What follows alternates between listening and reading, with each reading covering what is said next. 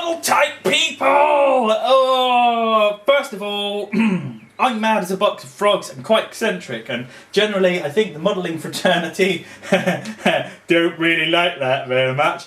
I don't care, you can all shove it, don't watch the video then. But I've noticed when I was researching how to do a good quality enterprise Aztek pattern that there's very, very, very little in the way of educational stuff or people talking about their experiences with the Aztek dummy masking.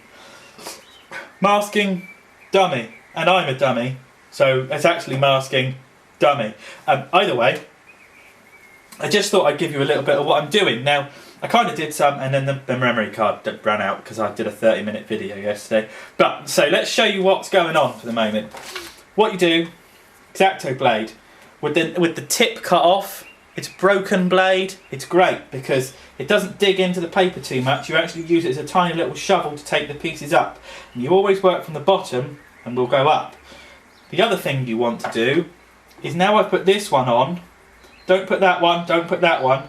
Always start from that one to that one and work diagonally. You'll see why, because it gives you a much better perspective as to how these floating ones underneath are supposed to go.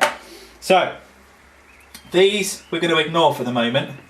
These we're going to lift up. The higher up the pie wedges you go, the easier they are to manipulate because they don't stick to each other. And that, in the other video that I just did actually, was a bit of a pig because these things love to stick to themselves. They're an absolute git. But if you're gentle and pull it away like that, you'll see I've managed to pull away a whole section of pie wedge. So you take the pie wedge, and as I said, you go across and up one, which gives you this one here, and all you do is you pull it up too high and then roll it down ever so gently until you're in place, and then when you think you're on it, place your fingy and pull. Okay, now get the centre on properly and don't worry about the edges at all for the moment, just completely ignore them and get that centre bit on, because if you start wandering too far left or right, you're going to have to start pulling stuff to get it in place.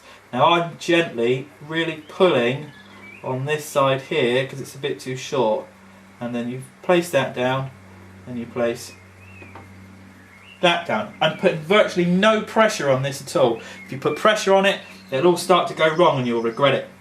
Right, so the other thing is, when you lift out these little corners here, never go opposites. Never go left and right, always go left, left, right, right. So that's the left hand side of the pie. So that's left hand side of the pie. That's right hand side of the pie. So it's right hand side of the pie. It's not a mirror image. It's a negative. Negative of one and the other. The reason I've gone for that one now is because now when we put these bottom ones on, these, you're going to have a much better perspective of how everything fits when it's down. You get these annoying little tweezle bits hanging off where it's gone off the cutter poorly. So you've just got to try and, they'll come off quite easily if you pull them, that's it. But I found the best way to do this is always, always, always flat of the X-Acto blade, and then you can sort of push that around as much as you need to. Now a lot of the time, these are made to sit on the angles of these vulgar carved in lines in the saucer dish. So use them as much as you can as a guide as to when you're in the right sort of zone. Don't forget that this is such a busy and intricate pattern. If it doesn't meet up absolutely perfectly, it's really not the end of the world. I mean, it'd be nice if it did, but it's not really going to matter that much because it's going to be an optical illusion, because once you take it off and all of that lovely pearlescent white starts to mould into itself, it'll look glorious. And that's all it is. I've done another one. So, I mean, we'll do one more. The smaller and smaller they get as you go up. So you do it on camera, Dave. So, you lift your two edge bits up here, like that. Then you put your X-Acto under the centre section. stick it down ever so gently and just pull at 45 degrees, which will bring all of your tape up. Again, across, up, and lay it down. Now you see it's taken nearly all of that bloody vinyl with it this time. Some will be left behind on the other bit. But that's alright, we'll get around that. And pull the X-Acto off ever so gently. And as long as you only press it down so it's just holding and hovering in place, it won't be an issue. We're going to lift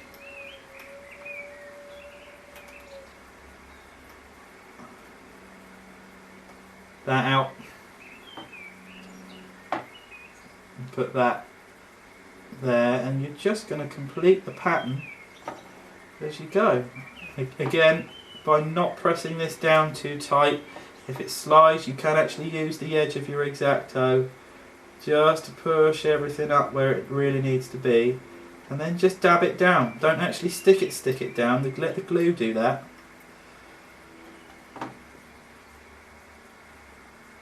And there, see, the glue's moving around, you can push it into place like so.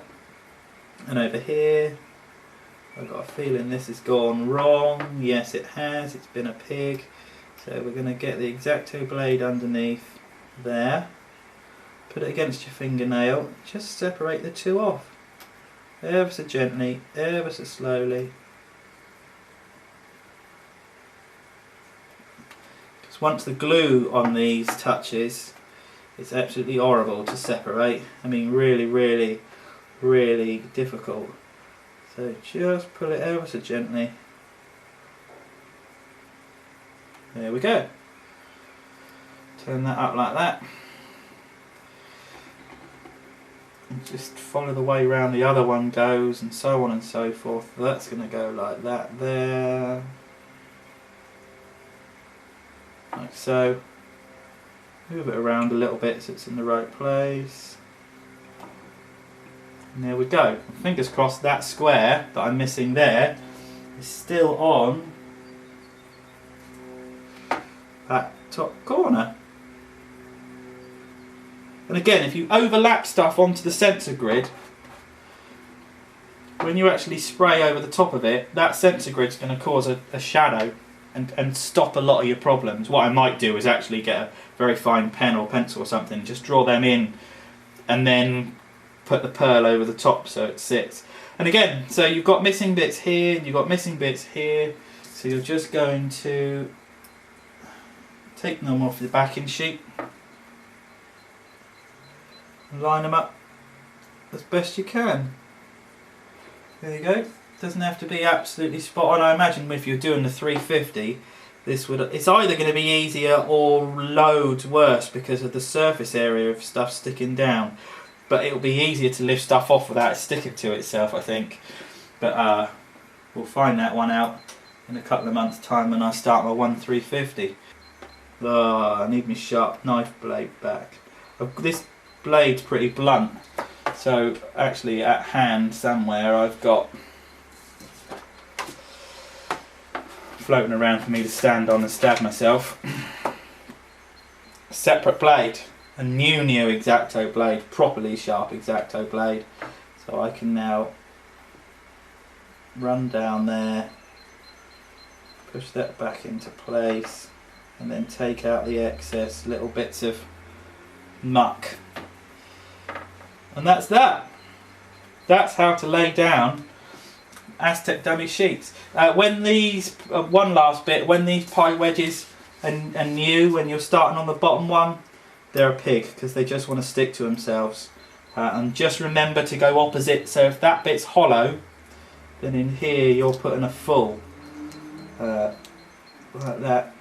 Lift everything out nice and gently, start slowly, hold the bits down that you want to stay, lift the bits up that you want to come with you. Try not to let it stick to the bloody vinyl. Come on. Because if you pull too hard on this stuff, you'll stretch it and it won't sit very well on the ship. And then literally, again, just 45 degrees and up you go. Look, just pull gently and up she comes. And again, same system. Put it up high drag her down slowly so you can see both sides are on target. Pull it down so it's just missing the sensor grid. Knife out, push down. Keep going. This has been SMS number 1. Hi! Saying, well, smusno as well, depending on what site you're looking at. Aztek Dummies, that's how to do it. Now I'm going to do 30 minutes of me doing the whole top sheet. It's probably going to be very, very boring.